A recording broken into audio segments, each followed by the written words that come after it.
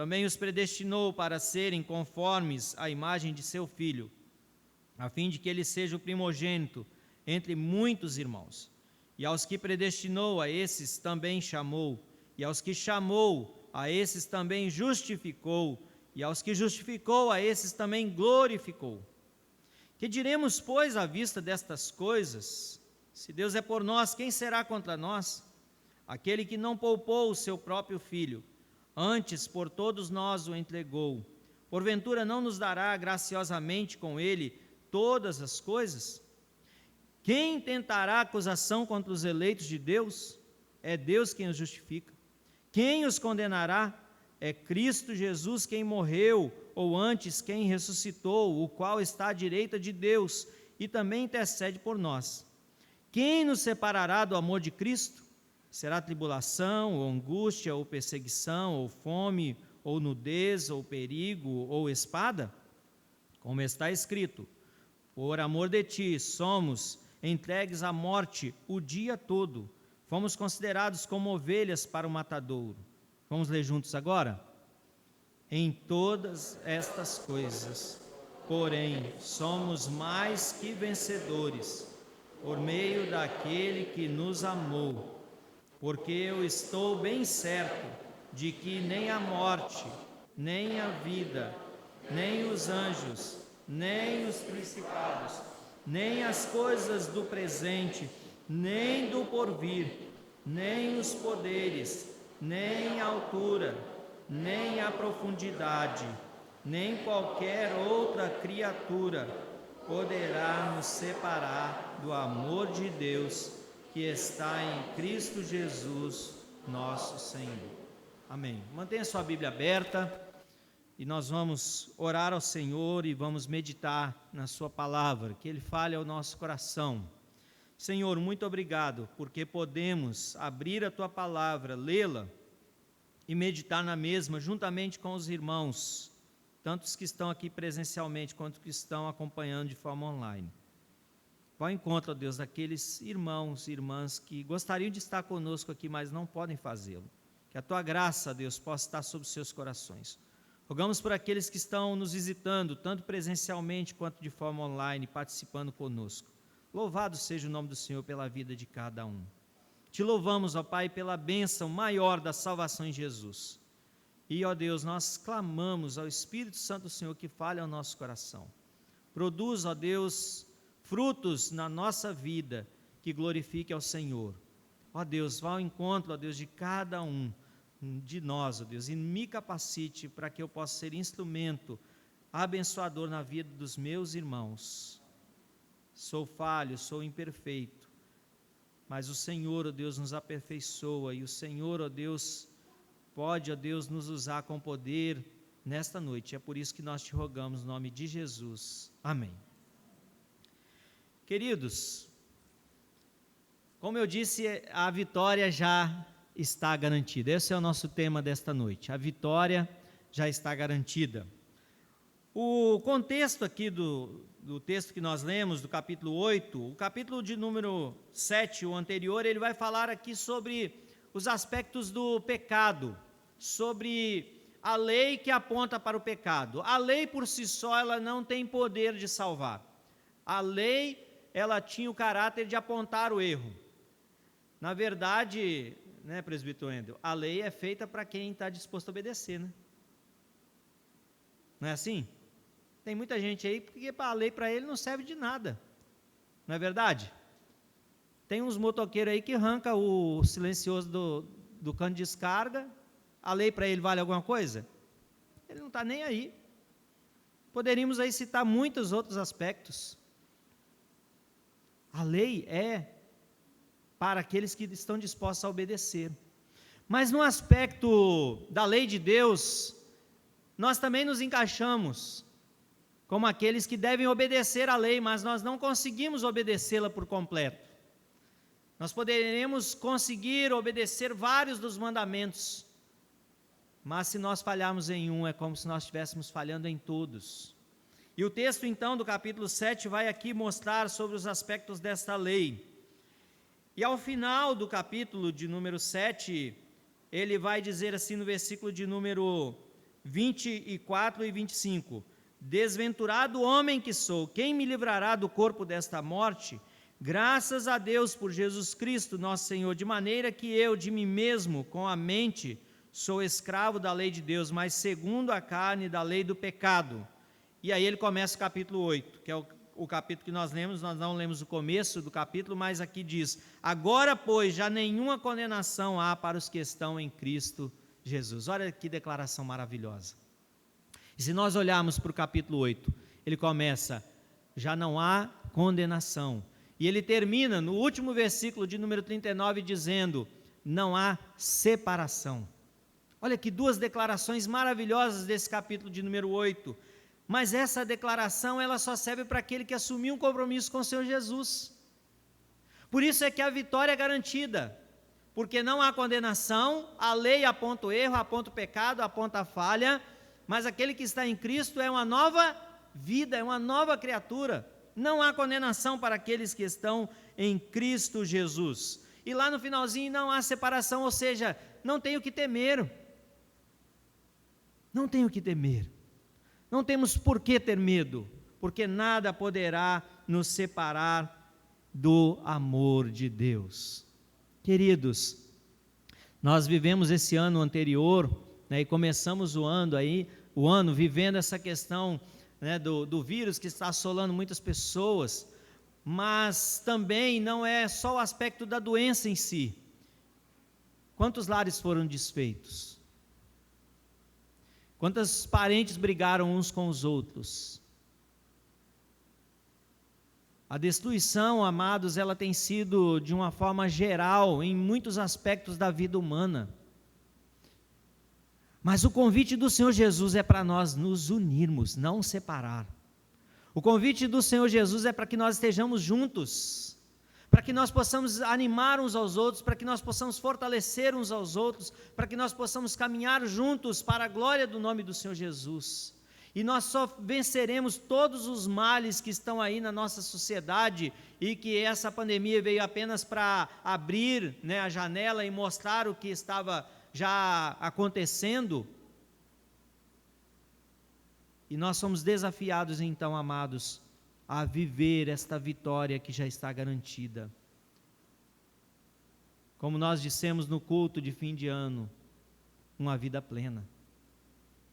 É uma vida vitoriosa. E por que que nós podemos descansar nesta promessa da vida vitoriosa e desta vitória que já está garantida? Em primeiro lugar, amados, porque quem garante é o Espírito Santo.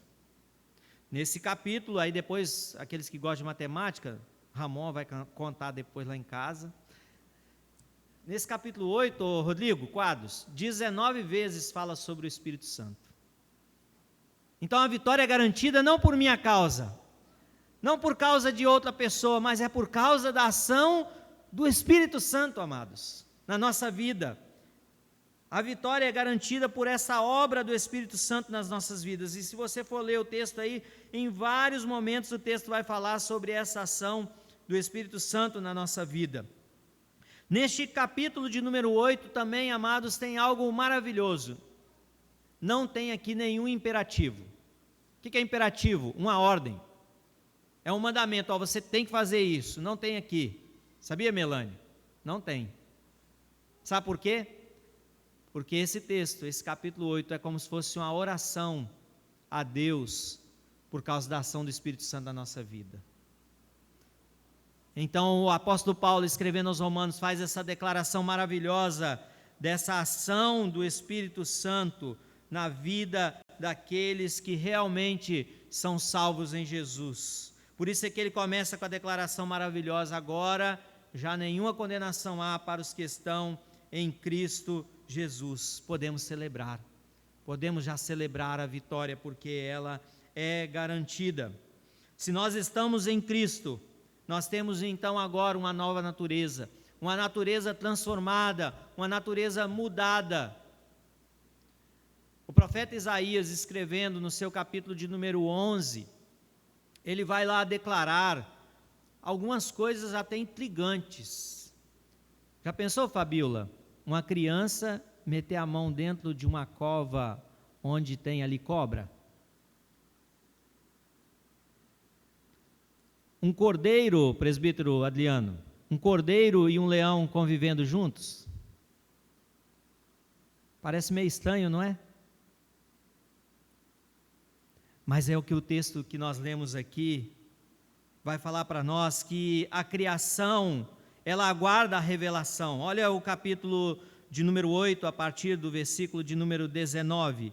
A ardente expectativa da criação aguarda a revelação dos filhos de Deus, pois a criação está sujeita à vaidade, não voluntariamente, mas por causa daquele que a sujeitou, na esperança de que a própria criação será redimida do cativeiro da corrupção, para a liberdade da glória dos filhos de Deus. Porque sabemos que toda a criação a um só tempo geme e suporta angústias até agora.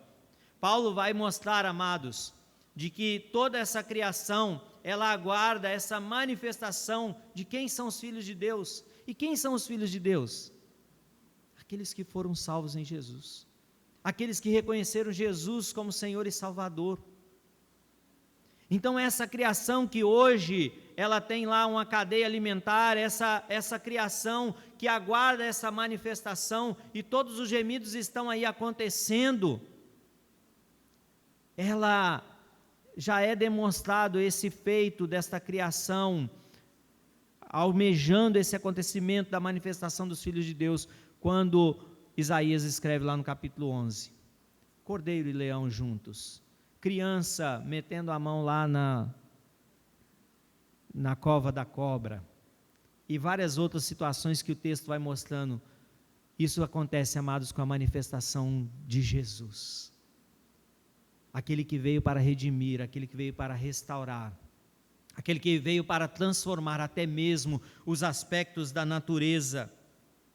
E aí o texto vai mostrar para nós aqui no versículo de número 26, também o Espírito semelhantemente nos assiste na nossa fraqueza, porque não sabemos orar como convém, mas o mesmo Espírito intercede por nós sobremaneira com gemidos inexprimíveis. Versículo 27, e aquele que sonda os corações sabe qual é a mente do Espírito, porque segundo a vontade de Deus é que ele intercede pelos santos. Sabemos que todas as coisas cooperam para o bem daqueles que amam a Deus, daqueles que são chamados segundo o seu propósito. Olha que declaração maravilhosa, amados, que o apóstolo Paulo vai mostrar para nós. O Espírito Santo nos ajuda até mesmo a orar, porque nós não sabemos orar. Eu e você podemos orar errado. Eu e você podemos ter as motivações erradas para orar. Você já parou para pensar que muitas vezes nós só aprendemos quem é Deus? Muitas vezes nós só nos movemos em direção a Deus quando estamos passando por grandes adversidades. Quer ver um exemplo? O próprio Jó. O texto fala que Jó era um homem temente a Deus, não é? Lá no começo do livro, se você abrir o livro de Jó e começar a ler, você vai ver que lá diz que ele era um homem temente a Deus. Mas depois de perder os seus bens todos, e ainda ter os seus filhos mortos, lá no finalzinho é que ele vai declarar: Senhor, antes eu te conhecia de ouvir, mas agora os meus olhos te veem. Mas isso aconteceu, amados, depois de Jó começar a falar com Deus, né? Reclamar com Deus, lamentar com Deus. A esposa de Jó até ajuda ele um pouquinho, né? Fala assim: por que você não amaldiçoou esse Deus aí? E ele vai questionando Deus, vai falando com Deus, vai argumentando com Deus. Nós também não somos assim às vezes? Senhor, por que esse sofrimento? Senhor, por que essa adversidade? Por que essa angústia? Por que esse medo? Por que esse ódio no meu coração? Mas Deus mostra para Jó quem ele era. Deus mostra para Jó: olha, Jó, você acha que você é alguém? Você acha que você tem mérito? Você acha que onde que eu estava quando tudo foi criado? E Deus então tem aquela conversa com Jó. Deus trabalha o coração de Jó, e Jó entende quem é Deus. Por isso é que ele diz, agora meus olhos te veem. Porque Jó compreende quem é Deus, mas ele passou por sofrimento. Tem pessoas que só se arrependem dos seus pecados, só se voltam para Deus quando passa por um grande problema, por uma grande adversidade. Por que, amados, que às vezes nós somos assim? Por causa da nossa natureza pecaminosa, humana, herdada de Adão. A minha pergunta para você é: como está o seu coração hoje? Como está a sua vida? Você está angustiado? Você está preocupado? Você está com medo? Você está ansioso? Você está perdendo sono? Você tem convicção de quem Deus é? Você tem convicção da vitória em Jesus? Versículo de número 31. O apóstolo Paulo começa aqui a fazer algumas perguntas. Ele diz assim: que diremos, pois, à vista destas coisas? Se Deus é por nós, quem será contra nós? Meu querido, quem está com Deus, está com tudo. O texto está dizendo aqui para nós, se Deus é por nós, tem alguém que é contra nós? Não tem como alguém estar contra nós. Porque se tiver só você e Deus, você é a maioria. Você está com a maioria. Por quê? Ele mesmo responde, versículo 32, aquele que não poupou o seu próprio filho, antes por nós o entregou, porventura não nos dará graciosamente com ele todas as coisas? Quem tentará acusação contra os eleitos de Deus? É Deus quem o justifica. Vou dar uma paradinha aqui, olha só a pergunta que ele faz. Quem tentará acusação contra os eleitos de Deus? Veja que a frase é eleitos de Deus, não é qualquer um. É aqueles que foram escolhidos por Deus. É aqueles que reconheceram Jesus como Senhor e Salvador. Então, se vier acusação, tem uma acusação aqui contra o Natanael, Jesus já vai dizer, não, já paguei o preço por ele. Natanael me reconheceu como Senhor e Salvador. Não é mais a vontade do Natanael, mas é a vontade de Deus, de Jesus. Então o inimigo de nossas almas pode tentar acusações contra nós, qualquer outra pessoa pode tentar acusação contra nós, mas elas serão todas desfeitas, essas acusações. Sabe por quê? Porque Deus é quem nos justifica. Glória a Deus por isso, amados. Ele continua perguntando, quem os condenará? É Cristo Jesus quem morreu, ou antes quem ressuscitou, o qual está à direita de Deus e também intercede por nós. Quem nos separará do amor de Cristo? Será tribulação, angústia, perseguição, fome, nudez, ou perigo, ou espada? Veja aqui, amados, mais uma série de perguntas. Existe algo que pode nos separar do amor de Deus? Existe, amados? Pandemia pode nos separar do amor de Deus? A perca de um familiar, a partida de um familiar, pode nos separar do amor de Deus. O desemprego pode nos separar do amor de Deus. Aqui fala sobre tribulação. Você passou por tribulação? Você ficou nu aí, sem ter uma roupa para vestir? Eu acredito que não, né? Essa parte aqui. Fome. Mas você passou por perigos? Aqui fala sobre espada, ou seja, você está disposto, se necessário for, a morrer por causa de Cristo?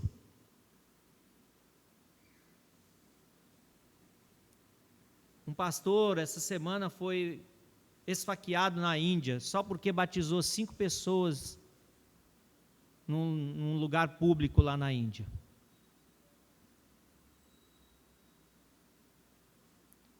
Duas famílias de agricultores no interior da Índia tiveram a sua plantação toda queimada de arroz, porque decidiram seguir a Jesus.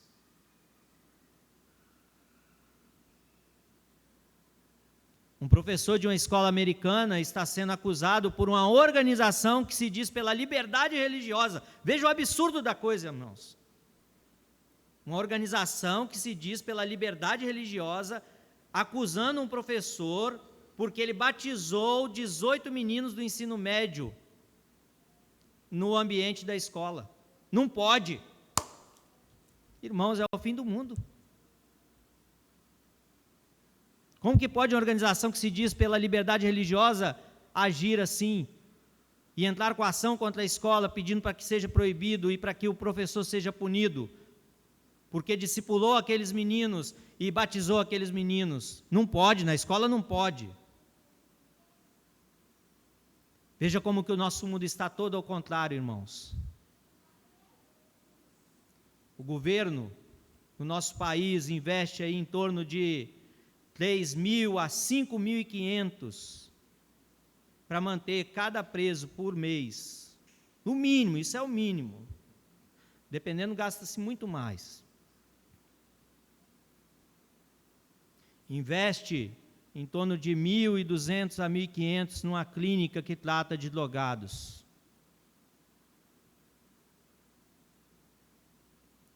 Investe em torno de 230 a 350 reais por aluno numa escola. Não é tudo invertido? Hein? E aí, irmã Renata, sabe o que acontece? Na escola, onde se investe menos, é proibido ler a Bíblia. É proibido falar de Deus. Nas instituições que tratam de drogados, é permitido se levar a Bíblia. E nos presídios, eles pedem que os pastores vão lá ler a Bíblia e falar. Não é tudo invertido?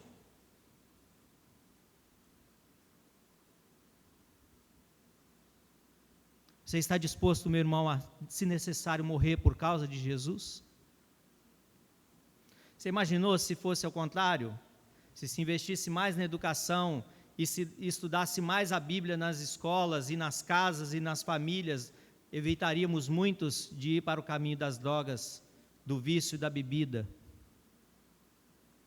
E eu quero falar uma coisa bem direta, irmãos. Tome cuidado com as ações diabólicas no meio da nossa família. A porta de entrada para todas as drogas passa pelo vinho e pela cerveja que começa a tomar-se nas casas das pessoas e que os próprios pais dão para os filhos. Ah, não tem problema, é uma cervejinha. Não tem problema, é uma bebidazinha aqui, é só um pouquinho. Vai conversar. Vou citar o nome, seu Altamir, diretor da casa de recuperação lá em Linhares, onde a gente já levou pessoas aqui para se tratar lá. Ele falou com todas as letras para nós que ali já fomos. Começa-se com uma cervejinha dentro de casa. É a porta de entrada. E você sabia que em 2020, o homem mais rico do Brasil é de uma empresa de cervejaria? É o que mais lucrou esse ano, de 2020? É a derrocada, amados, do nosso país e da nossa nação. Mas a vitória é garantida para aqueles que estão dispostos, até mesmo, se necessário, a passar pela espada. Porque a morte do crente é promoção. Sabia? Há sofrimento? Sim, nós ficamos tristes. Ficamos tristes quando morre um parente, um amigo, um familiar. Esses dias mesmo eu passei refletindo muito sobre o falecimento do nosso amigo, pastor Gilberto, um grande amigo meu. Foi testemunho no meu casamento, eu e Délia. Atuamos juntos como presbíteros aqui nessa igreja. Um amigão por onde ele foi, já estivemos juntos várias vezes em Apiacá, em Guaçuí, em Conde Casais. Preguei nas igrejas por onde ele passou. A gente fica triste quando morre um familiar, um amigo muito querido. Eu imagino o quanto a família está sofrendo. Ontem estive conversando com Luciene, quanto ela está sofrendo, o Gabriel.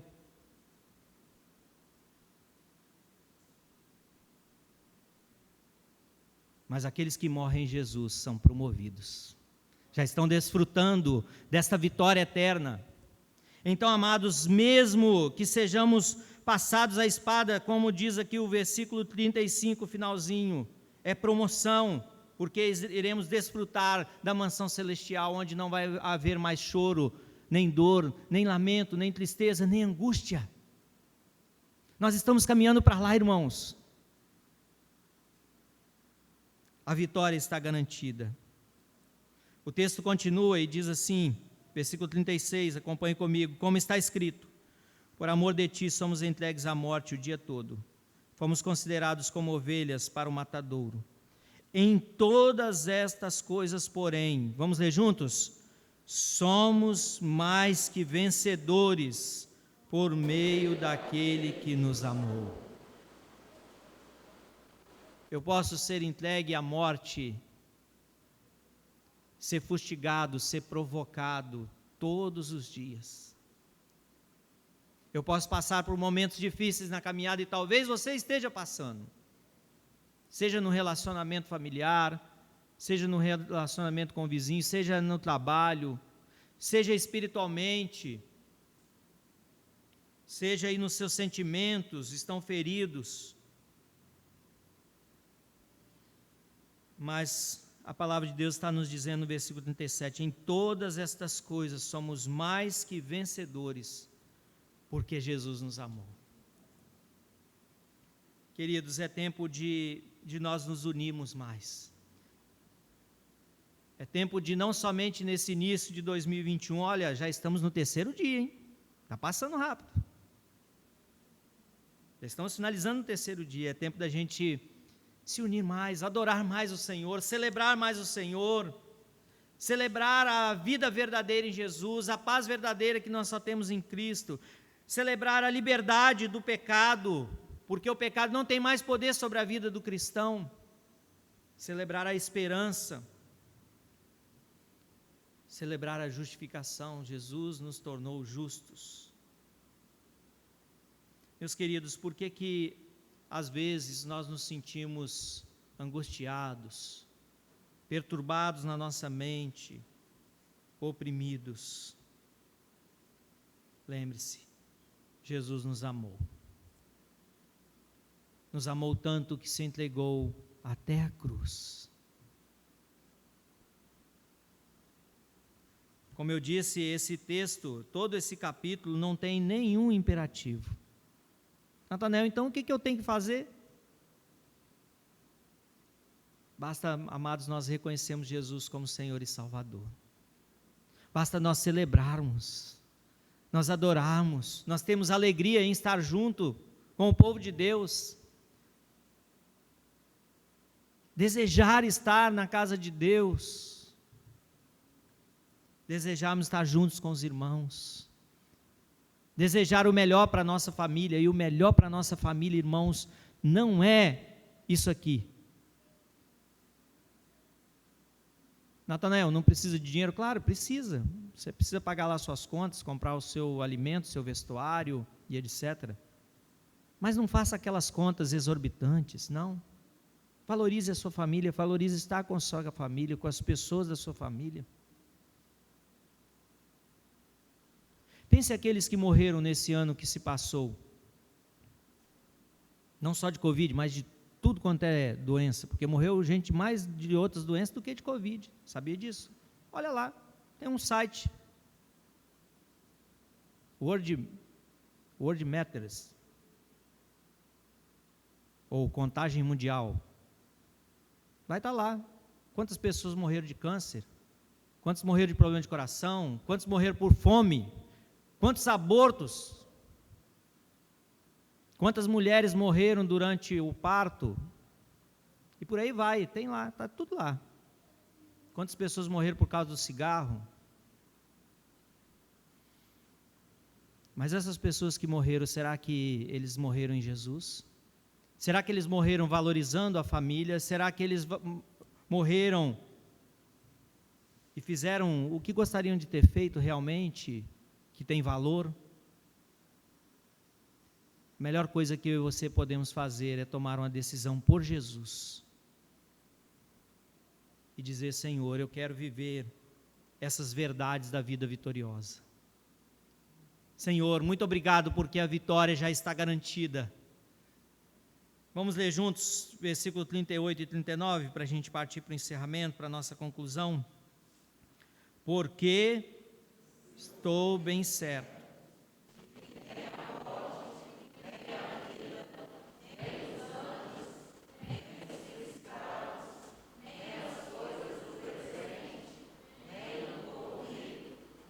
Os poderes, nem a altura, nem a profundidade, nem qualquer outra criatura poderá separar-nos do amor de Deus que está em Cristo Jesus, nosso Senhor. Glória a Deus, amados, porque eu estou bem certo. Paulo tinha essa convicção. Isso não isentou Paulo de passar por sofrimento, por adversidade. Ele foi picado por cobra, ele sofreu naufrágio. Deus tinha colocado no coração dele de pregar o evangelho em alguns lugares, o próprio Espírito Santo impediu ele, porque Deus tinha um plano para Paulo. Veja, irmãos, a motivação de Paulo era boa, pregar o evangelho em algumas regiões ali do Oriente Médio. Mas ele ouviu alguém dizer, passa a Macedônia e ajuda-nos, e ele então obedece. Chegando lá na região da Macedônia, na cidade de Filipos, sabia, Lívia? Não era um homem não, era uma mulher. Pô, será que Deus errou? Eu tive a visão de que um homem da Macedônia que estava chamando para vir pregar o evangelho, agora chega aqui, é Lídia que vem ouvir a palavra, uma mulher, e nem é da cidade, é de outra cidade, Lídia de Tiatira, mas a igreja começa ali naquela cidade. Interessante, né, como que Deus faz as coisas? Começa com aquela mulher, a igreja de Filipos, e tem a carta maravilhosa, né, aos filipenses, que fala da alegria, que fala de esperança. E Paulo estava na prisão quando escreveu aquela carta, e aquela igreja que começou com Lídia, é uma igreja que começou a se envolver no ministério de Paulo, para que o evangelho chegasse até Roma, e Paulo chegou até Roma, talvez não no plano humano que fosse o melhor, porque Paulo chegou lá aprisionado em Roma, depois de passar por naufrágios e muitos outros percalços da caminhada, mas chegou, e pregou o evangelho, e a guarda de elite do Império Romano conhece a Jesus por causa de Paulo, e Paulo escreve, amados, essa declaração maravilhosa, porque eu estou bem certo, de que nada, nem poderes, nem altura, nem profundidade, nem qualquer outra criatura pode nos separar do amor de Deus que está em Cristo Jesus, o nosso Senhor. Meu querido, vamos celebrar, vamos adorar, vamos viver uma vida verdadeiramente vitoriosa. A vitória já está garantida. Eu e você já sabemos qual é o final, porque quem nos garante não é nós mesmos. Quem nos garante não é a denominação a qual nós pertencemos. Quem nos garante é o Espírito Santo. Por 19 vezes nesse capítulo de número 8 é citada a ação do Espírito Santo. Poderíamos dizer que é o capítulo da doutrina do Espírito Santo, porque vai mostrar a ação do Espírito Santo na vida do verdadeiro crente.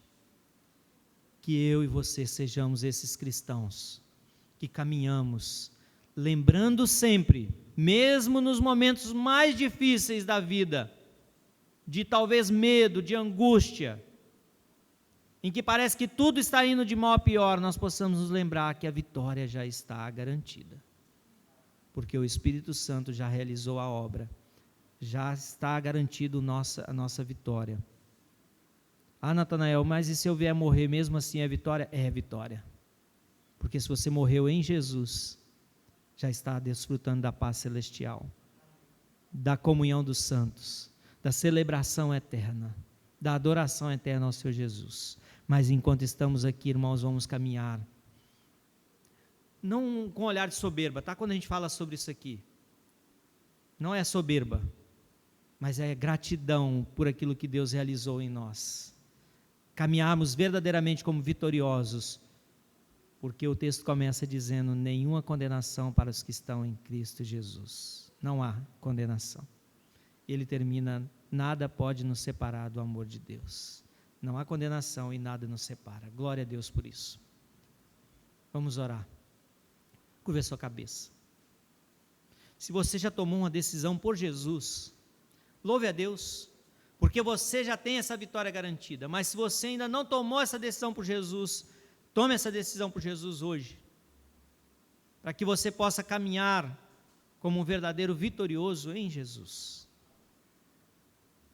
Se tem algo que você precisa resolver com alguém, peça a Deus para que possa te ajudar a resolver, porque é tempo de união, é tempo de unirmos mais uns aos outros, nos unirmos ao povo de Deus, é tempo de celebrarmos, de adorarmos por aquilo que o Espírito Santo já fez e tem feito, e vai continuar nos consolando e nos confortando e nos animando.